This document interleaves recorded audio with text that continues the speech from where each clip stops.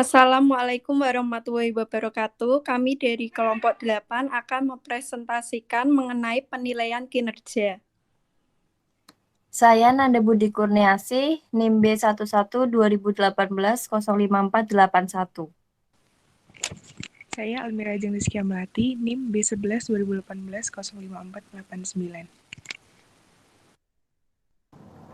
Saya Farelia Fazia, B11 2018 05019. Saya Dinda Eger Agustina, NIM B11 2018 05060. Saya Nisrina Septi, B11 2017 04541. A. Pengertian penilaian kinerja.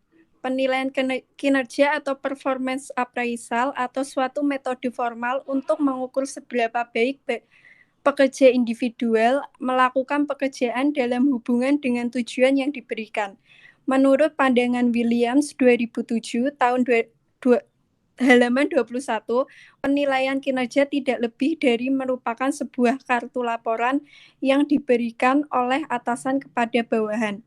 Menurut The Advisory Conciliation and Arbitration Service, penilaian kinerja secara reguler mencatat pengukuran kinerja pekerja, potensi, dan kebutuhan pengembangan. Yang B, perbedaan pandangan. Dua pandangan pakar tentang penilaian kinerja. Yang pertama, performance management. Yang kedua, performance appraisal.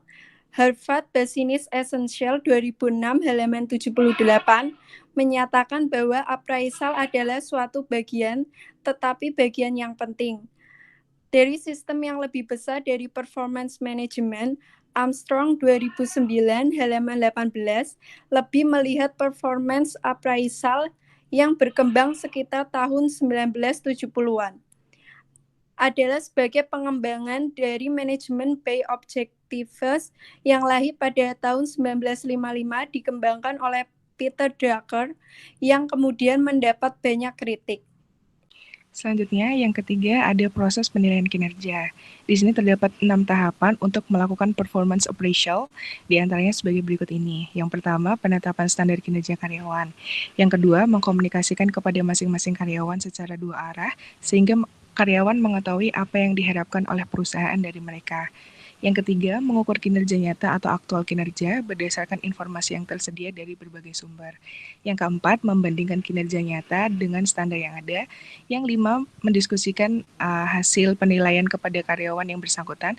Dan yang terakhir, mengambil tindakan korektif atau perbaikan untuk memperbaiki kinerja karyawan. Terdapat 3 indikator keberhasilan suatu proses penilaian kerja menurut Allen, yakni pertama timing atau waktu, yang kedua clarity, dan yang ketiga konsistensi. Selanjutnya, D. Manfaat penilaian kinerja. Menurut Harvard 2002 halaman 79, penilaian kerja dapat dipergunakan untuk yang pertama, memperkenalkan perubahan, termasuk perubahan dalam budaya organisasi. Yang kedua, mendefinisikan tujuan, target, dan sasaran periode yang akan datang. Yang ketiga, memberi orang target yang tidak mungkin dapat dicapai sebagai alat untuk memecat di kemudian hari. Yang keempat, ada memberikan gambaran bahwa organisasi dalam menantang pekerja untuk memberikan kinerja tinggi. Yang terakhir, meninjau kembali kinerja yang lalu dengan maksud untuk mengevaluasi dan mengaitkan dengan pengupahan.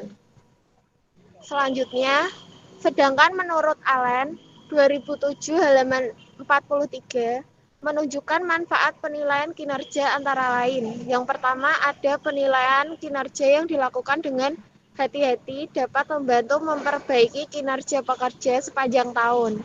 Yang kedua, proses penilaian yang efektif merupakan bagian dari manajemen sumber daya manusia yang dapat membantu organisasi berhasil.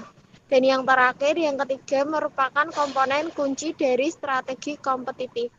Selanjutnya, poin E, dampak budaya organisasi pada penilaian individu. Budaya organisasi berfungsi memberi signal apakah pendekatan tertentu pada penilaian kinerja akan diterima atau ditolak. Budaya kerja menurut pandangan Frank Hertel ada 4. Pertama, functional work culture. Yang kedua ada process work culture. Yang ketiga, time-based work culture, yang keempat network work culture. Kunci utama untuk mempunyai proses penilaian yang dapat membantu organisasi bekerja dan menjadi unggul adalah dengan memperhitungkan budaya kerja. Selanjutnya poin F. Masalah dalam penilaian kinerja. Harvard Business Essential tahun 2006 halaman 89 mengingatkan bahwa dalam penilaian kinerja perlu dihindari adanya dua masalah. Yang pertama, penilaian kinerja hanya akan berharga apabila dilakukan secara serius dan dengan perhatian dan objektivitas. Kekurangan akan hal ini menjadi kebiasaan birokratis yang mengganggu orang dan memakan waktu. Yang kedua, manajer tidak terlalu baik dalam mengukur kinerja terhadap tujuan. Sebagai hasilnya adalah pertimbangan subjektif karena diwarnai oleh kepribadian, emosi, dan memori selektif. Pendekatan penilaian kinerja dilakukan dengan semangat positif sebagai peluang melakukan komunikasi tentang tujuan, mengidentifikasi dan mengoreksi masalah, dan mencari peluang untuk kinerja terbaik. Sekian dari kelompok kami. Bila ada kesalahan, kami mohon maaf. Wassalamualaikum warahmatullahi wabarakatuh.